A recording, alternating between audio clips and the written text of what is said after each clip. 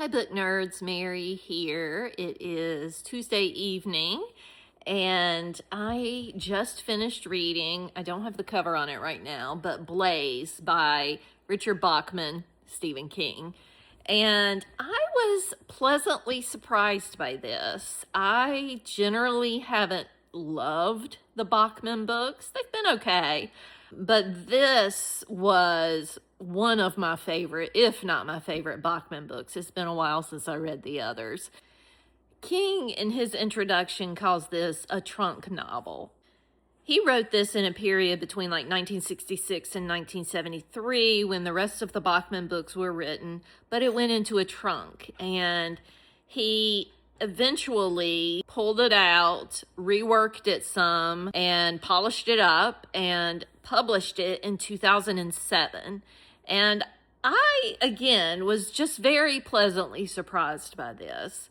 I found Blaze, the main character, very sympathetic. There are certain stories where King can do a really good job of making you feel sorry or feel compassion for a character who isn't necessarily doing the best things. They're not making the best decisions. And this is an example of that. Overall, I gave this 4 out of 5 stars. If you are a King fan, I would definitely recommend it. I felt like this was a classic King story, especially from early in his career.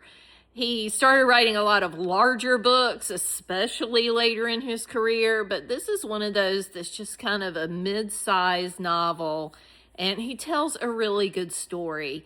And again, I think you can find a lot of compassion for the main character, Blaze, and while you're not rooting for him, for obvious reasons when you read it, you still wish things could have turned out differently for him. I'll leave it at that, so no spoilers. But 4 out of 5 stars for Blaze by Stephen King, and I do recommend it. Have a great day. Talk to you soon. Bye.